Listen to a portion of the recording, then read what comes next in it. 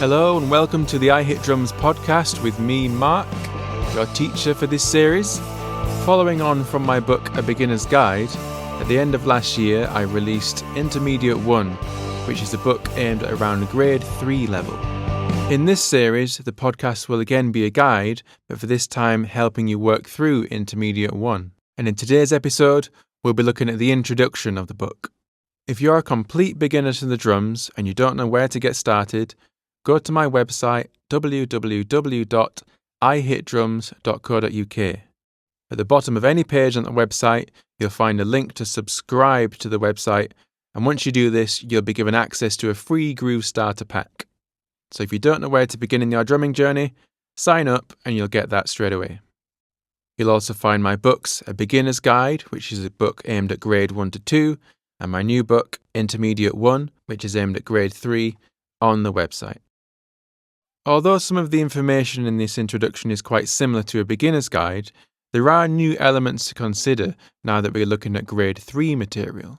For example, on page 2 we have a new addition in the notation key, and this is the ride bell. This note is in the same position as the ride symbol, only now it appears as a diamond shape rather than an X, and this will appear in one of the songs within the book. You'll also see some new dynamic markings on page 2, which indicate an increase in volume or decrease in volume across a bar, rather than single hits. An increase in volume is called a crescendo, and a decrease in volume is called a diminuendo. And this doesn't have to be just one bar, this could be spread across several bars. On page 3, we also have some additional dynamic markings, and these refer to how loud to play a particular section of a song. So P, which means piano, is play softly. MF, which means mezzo forte, means play medium loud. F, which stands for forte, means play loudly. And FF, forte forte, means play very loudly. So these won't refer to specific bars or specific hits. These are actually referring to how to play a particular section or even the whole song. So when you start approaching new pieces in this book, also keep an eye out for those dynamic instructions as well. You're still going to see the same single bar repeats or even multiple bar repeat sections within these songs, just as we had in a beginner's guide. But on page 4, you'll see a 2-bar repeat. If you look closely at this, you'll see the slashes and the 2 dots are hovering over a bar line, and there's a 2 hovering over the top. And this means that when you see that, you have to repeat the previous 2 bars. Now it's important to not mistake that as repeating the previous bar 2 times. So in the example on page 4, we've got boom, bat, boom, bat, boom, bat, boom, boom, bat. So that whole 2-bar phrase would be repeated again before you continued. There are also several ways which we can move around a piece or jump from section to section, which are new to this grade. In the box on page 4, you'll see several options in the table and then what those instructions mean. So DS al coda. When you see this, you'll return to the area of the piece which is marked. It's kind of a squiggly S with a slash and a couple of dots either side of it. So when you get to the point in the piece that says DS al coda, you'll be looking for that symbol and returning to that point, and then you will play on from that point until you reach the section marked to coda. DC al coda is quite similar to this, only the C means you have to return to the very beginning of the song, so returning to bar 1, and then again playing along until you see to coda. So both of these options, we have the al coda part in the text, which means we're going to play on until to coda, at which point you would jump to the coda, which will have a separate indicator on the piece, and this is marked out almost like a crosshairs, if you like. That's the bit that you would jump to then. If, however, you have something marked DS al fine or DC al fine, then the fine part is what's important here.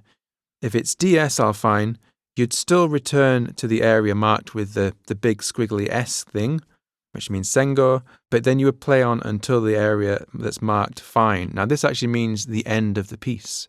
So wherever it says fine, that's where you're going to stop once you reach that point. but only once you've returned to the Sengo mark. Now, if that's confusing, that's understandable. As we work through the book and we look at some of these pieces, I'll refer back to these different indicators to give you more clarity once you reach those points in the piece. On page 5, we also have some new fill spaces. So if we look at the top example on page 5, we have a bar and a half of groove, followed by an empty half bar with 2 slashes in it. Each slash is indicating one of the beats. So in this case, it's beats 3 and 4 that are empty. And it says fill above that. So what this means, and this is quite good for you as a drummer and someone who's developing their own style, it means that once you get to that empty half bar, you have to create your own fill for the song. And it's up to you what you do there. Just try your best to think about the other rhythms that are within the piece and see if you can use any other ideas within the piece to help give you some ideas for that fill. You may even decide to copy a rhythm that exists elsewhere in the piece, but just orchestrate it differently around the kit. So this particular fill will last for beats 3 and 4, and that could fall in a number of ways depending on the piece. It could just be 2 hits, one on beat 3, one on beat 4, or perhaps you'll decide to play eighth notes, in which case it'd be 3 and 4 and, or you could even do any variation of 16th notes, 3E and a 4E and a. It's totally up to you. But try and make something that is appropriate for the piece. Similar to this, we have cues within music. Now this is a similar kind of idea where we have an empty bar and it's up to you to make a fill for that particular bar. But you'll see we have a rhythm above the bar. So we have those slashes. In this case, we have a full bar that's empty. So we've got slashes on beats 1, 2, 3, 4. But we have a rhythm above it. In this case, it's 1 and 2, 3 and 4.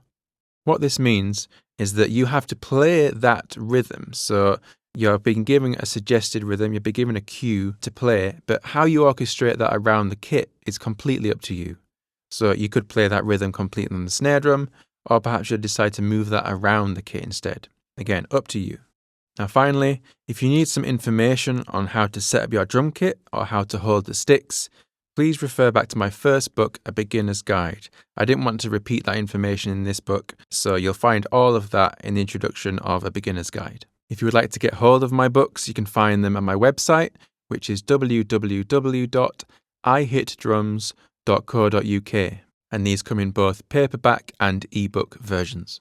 Once again, if you're brand new to drums and you want to get started, go to the website, add your email to the subscribe list, and you'll immediately get access to a free Groove Starter Pack. Next time, we're going to get stuck into the first real element of grade 3 material, which is the flam. Like a lot of things in drumming, they have kind of a funny name, in this case, flam, but you will have heard this in many records. If you know the start of something like Smells Like Teen Spirit, when the drums kick in at the start, the snare drum hits, those are flams. So we're going to be looking into those next time. But until then, enjoy!